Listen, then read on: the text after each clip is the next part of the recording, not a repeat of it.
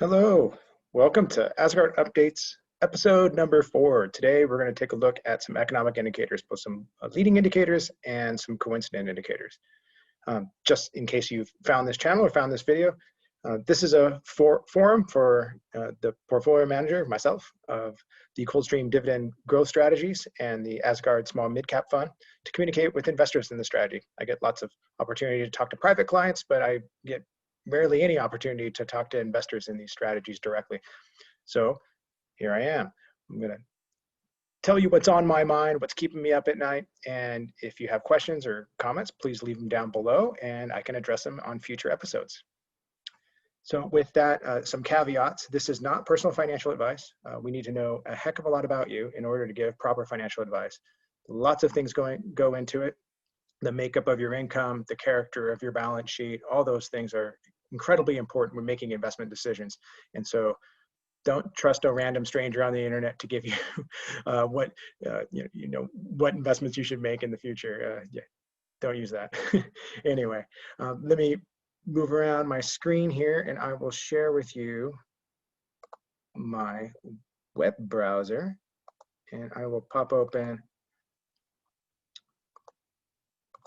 this thing. And so this thing is the conference. There's a PDF that's put out every month by a group called the Conference Board. They're a nonpartisan, not apolitical, non-profit organization that is basically dedicated to putting together useful and actionable intelligence on the economy globally. And they put out this document every month, and it consists of the leading economic index, the coincident index, and the lagging economic index. And the reason this is important, at least to us, is if you can get a read on whether the economy is going to be expanding in the future, you can reasonably make the argument that earnings in the future, if the economy is expanding, earnings in the future will likely be growing. And if you're going to make an error, you should probably make an error on being long the stock market rather than short it. And what are economic conditions in the future are basically going to tell you where earnings are going to go. Now, the stock market always doesn't follow earnings. Earnings can go up and the stock market can go down. Earnings can go down, stock market can go up. There's not a one-to-one relationship, but this kind of intelligence can really weigh on the ledger in terms of how we're going to behave, how cyclical we're going to make the portfolios look, and how aggressive we want to be or how defensive we want to be. And so the real easy way to play this thing, if you were to play it, let me get the chart up here. The LEI historically has had a very, very good track record of predicting recessions. And so this chart kind of gets at that. Let me see if I can blow that up. There we go. So the track record of the LEI goes all the way back to the late 50s.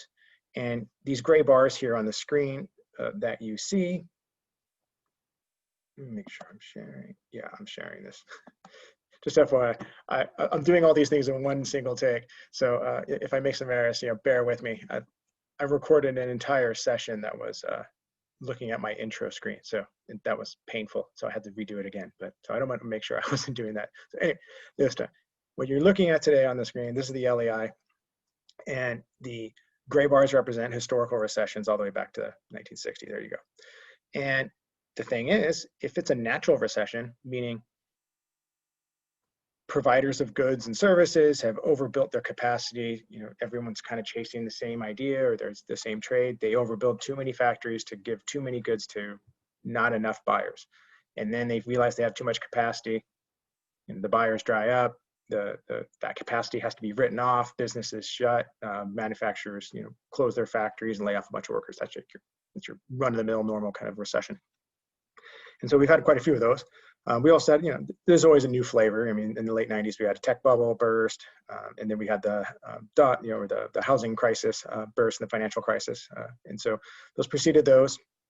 And the one thing it's not going to do is predict a pandemic, and which is exactly what we got in 2020. And so this thing is basically, you can see that little flat segment right here at the very right-hand side. The economic momentum had started to stall out.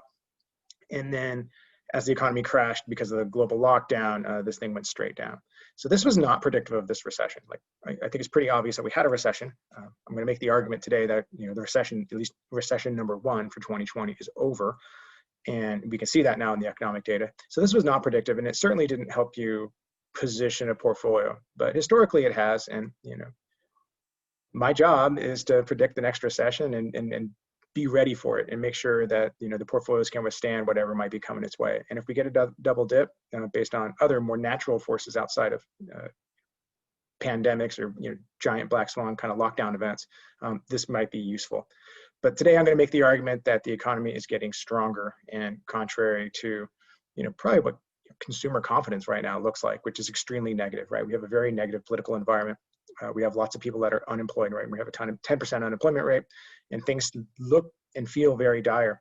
But I'm going to go through some objective data and show that we've been in recovery, right? We have not regained all the economic activity that we've lost, but we are in the recovery portion, and so we might consider positioning as such.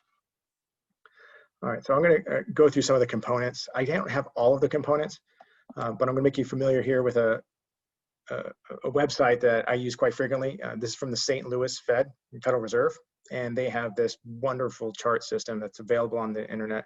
I'll link to it below, but it's called FRED. It's economic data, and it's basically every piece of economic data that you can chart is in here, at least the ones that that aren't licensed. And so basically all the the stats that you can get out of the government. So our first leading indicator here is the average weekly hours of production. And so this is in manufacturing, right? And so it's a pretty good indicator of historical recessions that we've had, is that manufacturers, the orders come in a little bit light and they start bringing down their production, right? And so generally, if you look at this measure here, you can see it averages here, over 40 hours. It's basically 41, 42 is a kind of a normal environment. That's because they're running overtime, right? They're going to run that little extra shift just on average. Orders come in light, they can cut overtime without cutting, staff levels, right? And so that's kind of their wiggle room. And so generally speaking, you can kind of start seeing a decline in this as an indication that the orders are getting softer. Not necessarily that we're going to get major layoffs or anything, but hey, the orders are coming soft. They're going to slow down the manufacturing just a little bit, and that's a good leading indicator. That's going to happen before the recession really is kicking off. In this year, the lockdown just shut this thing down, and literally, businesses were shuttered and people were not allowed to work. And so this thing dropped all the way down to 38. Let me put some perspective on here.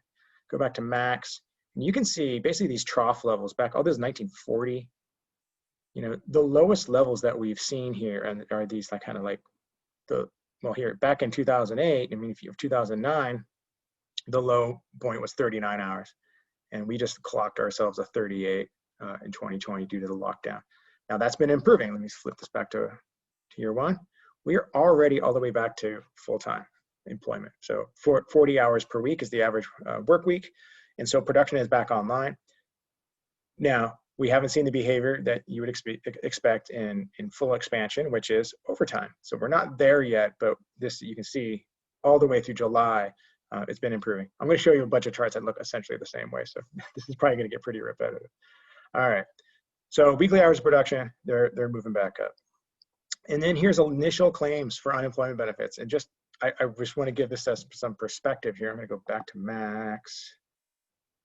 This is the data series all the way back to 1967, and never, ever in the history of the United States have we had anywhere near this number of layoffs. Now, a lot of these people were furloughed short term, but it's a staggering, and it's in the millions, right? In these millions of claims per week.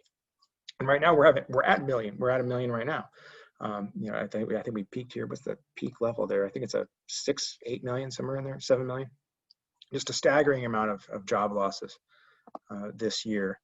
And so they've been declining, but the fact that we're still laying off 1 million people per week is actually, that's a pretty big red flag. I mean, even, again, go back to 2008, there is no period where we had 1 million layoffs per week. The worst weeks back here in 2009 were 600,000, right? I mean, this is an unprecedented event that we're encountering in the unemployment segment.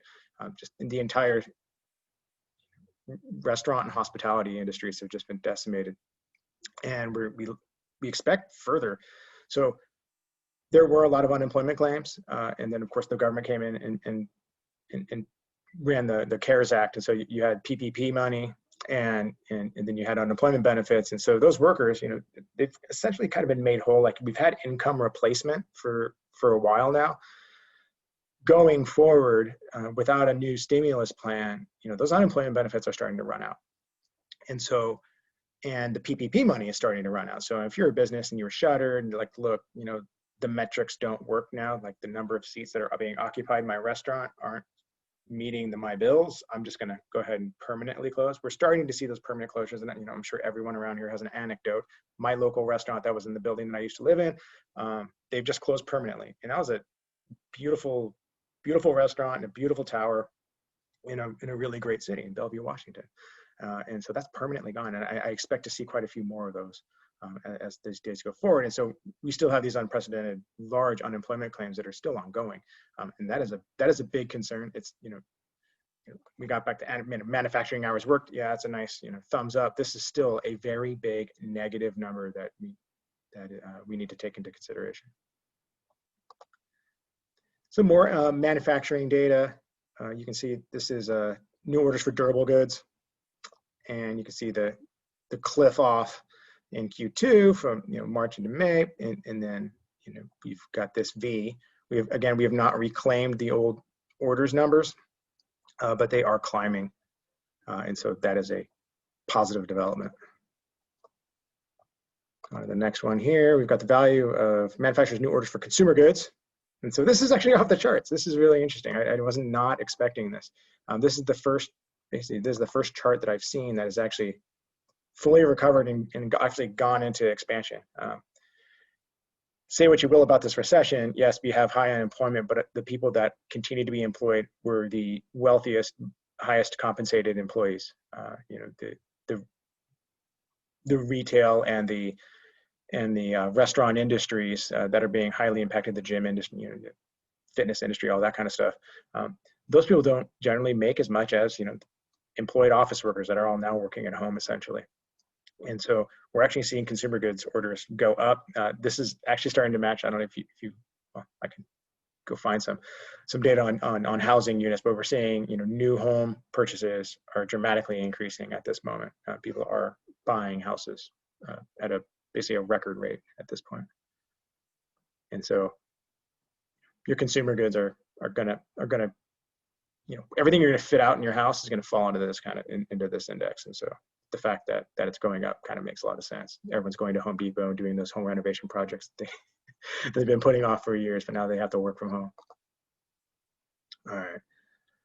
Capital goods, and so the way to read this is business spending, which is really, when you think about a recession, the thing that really swings GDP around is how much our business is spending. Consumers, they generally spend, if they're employed, they spend the same amount every month and then a little more every year to get raises. I mean, that's the tenor. And then a shock happens, or like in Q2, they can't spend, and then you see, consumer spending go down. Business spending, though, on the other hand, is a big swing factor. And so when you hit a recession, businesses, the first thing they do is they rein in their capital spending. And so these are their expansion plans, right? Like, when you do capital spending, like you're building a refinery, you're building a new factory, you're expanding your office equipment. I mean, that kind of thing. And so the first thing you do, that's discretionary, right? You only do that when you want to expand and you think, you've got new business on the way. You're going to expand to kind of, to fit that footprint. And you hit a recession. Even before you start any kind of major layoffs of that kind, cutting headcount, generally businesses will cut their capital budgets first, and so that capital spending goes down. And so capital spending has actually been, you can see the magnitude of the loss here in 2008 and also in the 2000 to 2002 recessions, and you can see the drop here in these capital goods was not as dramatic as expected. Now, aircraft are excluded from this, and so I think everyone knows about how important the aircraft industry is to U.S. GDP. With no one flying, international flights are shut down, and just general flight traffic is down, and new orders for aircraft are way down. And so if you were to throw aircraft in here, this looks dramatically worse. But the general economy, your general capital goods spending is actually almost all the way back to the levels that we saw late last year. So that's encouraging. Private housing units, and so this is people going out and buying houses. Actually, this is the permitting process. So these are builders going out and saying, I'm going to build such and such number of new units. Now, this trend, I don't have a cute chart for you, but this trend has changed. Single family residential units are climbing dramatically. This is total permits. And so multifamily, right? You build a building, 200 permits, right? And so, so we have seen a decline in new multifamily and an increase in single family. And then you net them all out together, we have essentially recovered 2019 levels of new permits, despite the giant cliff that we experienced during the lockdown. So that is encouraging. All right, moving on. Now we're gonna get a little more esoteric. So if you're not, a finance geek like myself, this might be a little new for you. But this is the shape of the yield curve by subtracting the 10-year minus the 3-month T-bill. So when the slope is considered positive, this number is positive, and a positive slope is indicative of future economic activity. It's the expectation that real yields and real inflation will be positive over some period of time, from 3 months now all the way out to 10 years, and you can do a 30-year, you can do any yield curve shape that you want. But the way to read this is if this thing's below that black line, the yield curve is inverted, and that means bond investors are expecting a decline in either inflation or real bond yields, meaning real economic activity. And so we got last year twice an inverted yield curve. Now maybe the bond market is savant and knew the pandemic was coming, but this was a big red flashing signal most of last year.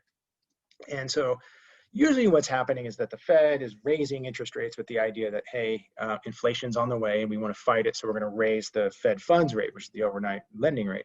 When they do that, that can invert the curve, and that's kind of what they were doing. They were raising interest rates, and they paused last year, but they've been raising rates with the expectation that inflation is going to be on its way, and that we want there to be a real cost of cash, and we want to kind of dampen down any kind of future too high of inflation, basically, is what they're trying to dampen down by raising that. And so you can get this inverted yield curve, especially the long bond investors out there in the future are saying, economic growth is going to be pretty anemic going forward.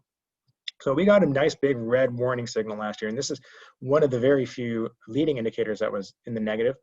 When the LEI, when that leading economic index was flat, this is the thing that was really kind of making it flat.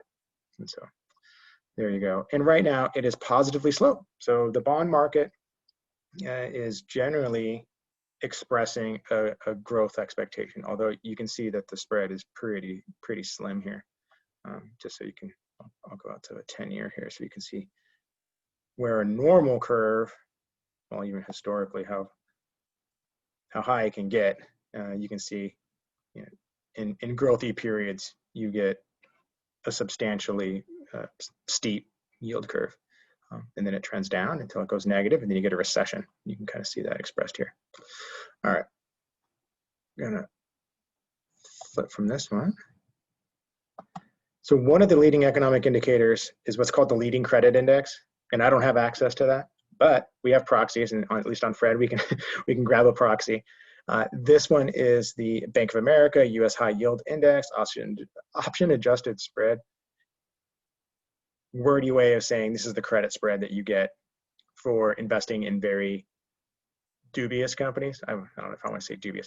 Companies that are of lesser credit quality. And so when times are bad, it's unlikely that the weakest of our businesses are able to make their debt payments. So the interest rate spread goes up. And when times are good, basically any business plan can get funded and interest spreads go down.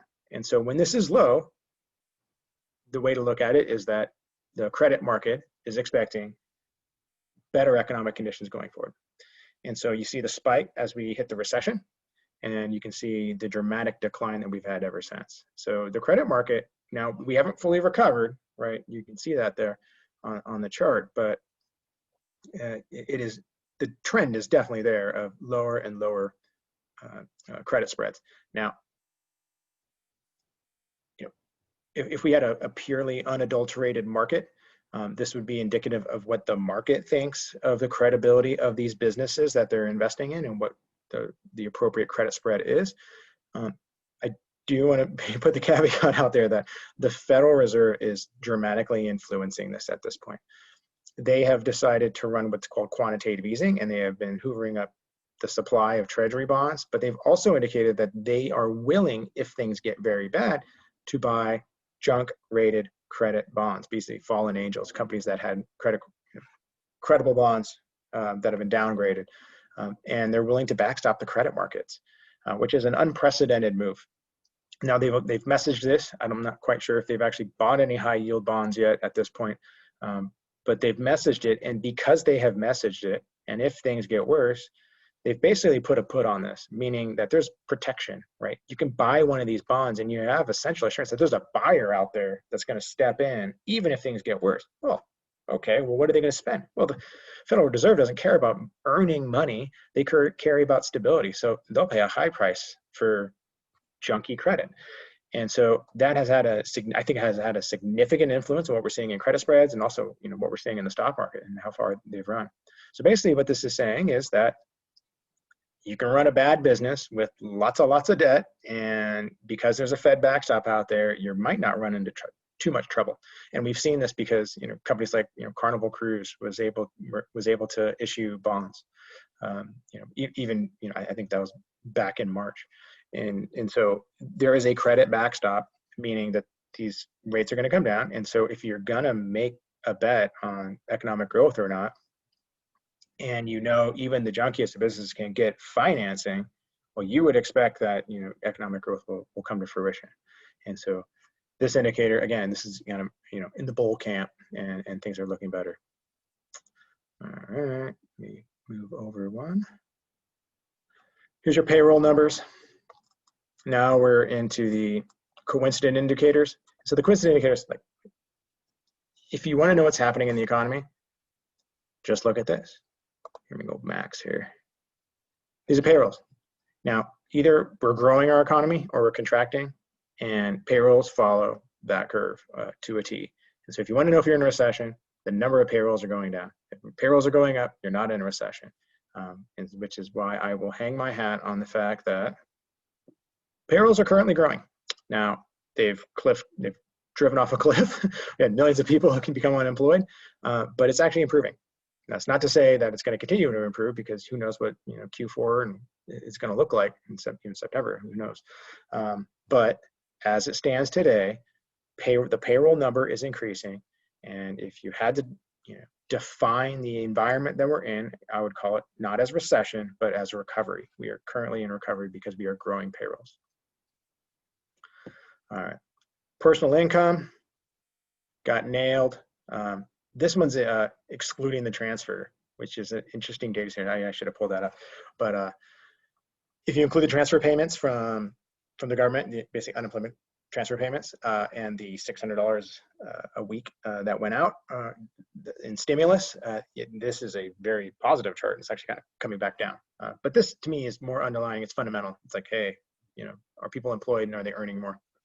And again, just like the payroll number, we are no longer in recession. We are in recovery. We have not recovered the old highs in terms of personal income, but it is growing as it stands today. And then I'm going to end here on the industrial production index. And again, this is a coincident indicator. You can kind of see how it rolls.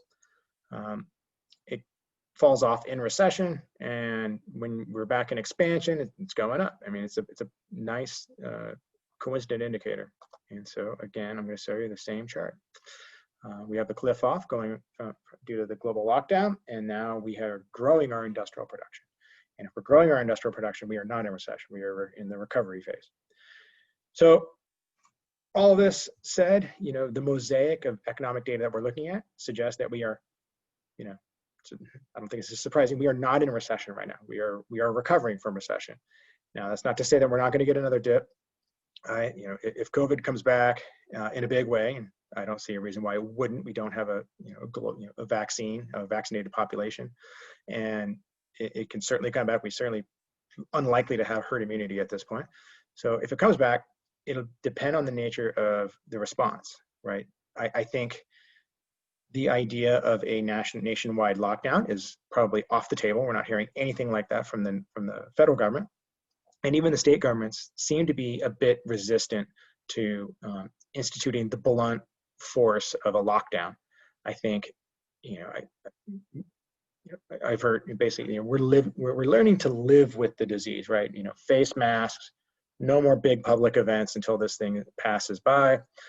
Maybe shut down the bars, but open the schools. We're gonna know pretty quickly whether reopening the schools has led to increased case count, and then what the response is going to be. I mean, not having kids in school is going to have an impact on employment and have an impact on the economy, a negative impact. And so we might see in fall, as we get further into this, that's going to impact productivity. People, my daughter is at home. We have to educate her somehow, and so and it takes time from our work, and that extrapolate that out across the entire population. So we might get another dip. I certainly don't think we're going to get the magnitude of the dip that we got in Q2, but I do think there is some small probability that we get another leg down in this recession. Again, not as severe, and not necessarily have a major dip in the stock market either. I'll go into charts next week, but the market's been extremely resilient, and just because economic activity declines doesn't mean it has to dramatically fall or anything like that. So thank you for watching. If you enjoyed it, please give me a little thumbs up, maybe subscribe, leave a comment. If you have any questions, I'm here for you, and thanks for joining me.